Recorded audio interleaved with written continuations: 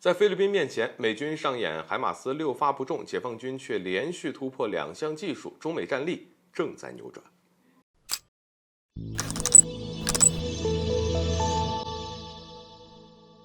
大家好，欢迎来到赵太阳观察室。近期，美国为了在亚太地区彰显实力呢，就与菲律宾开启了联合的军演。而从美国这次演习的地区放在南海附近岛屿，就有不少分析人士给出了结论啊，美方联合菲律宾军演还有威慑中国的意图，而企图让中国接受美国提出的对话和交流。但令人没有想到的是，美国军方在演习中出现了一个不小的意外。根据美方传出的消息啊，美军企图用一门海马斯火箭炮打击一个模拟目标，但是海马斯发射的6枚火箭弹全部脱靶。而令人尴尬的是，当时菲律宾许多重要人物都在现场。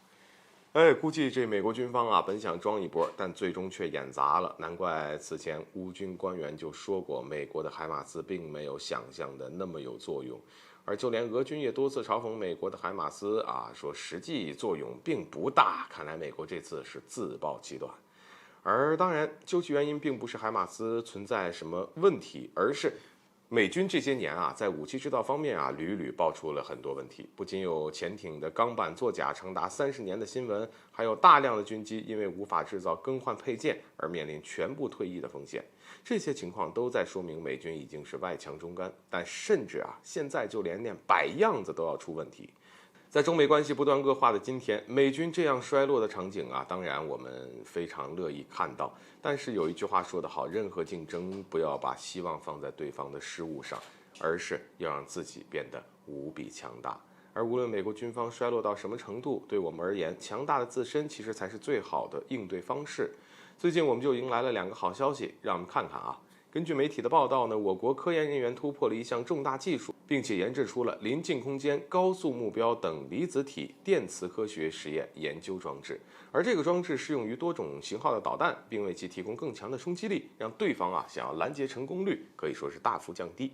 而值得提的是，这个装置在用于普通导弹作用上不大，因为普通导弹的速度不够快，而且这么多年来呢，各国已经找到了很多种拦截的办法。但是对于高超音速导弹那就如虎添翼了。为什么这么说啊？此前高超音速导弹必须在任务末端进行主动降速，以此来让雷达恢复正常，这样呢才能重新定位目标方位。而在高超音速导弹降速的过程当中，就给了对方能够拦截的机会。但是这个装置装了以后，那就完全不需要降速了，那么对方几乎没有任何机会来对其拦截。这样啊，美国的各类军事力量在我国周边活动时就必须更加谨慎。如果还敢做出挑衅动作，我们就可以将其就地正法，而且美方呢还无法阻挡。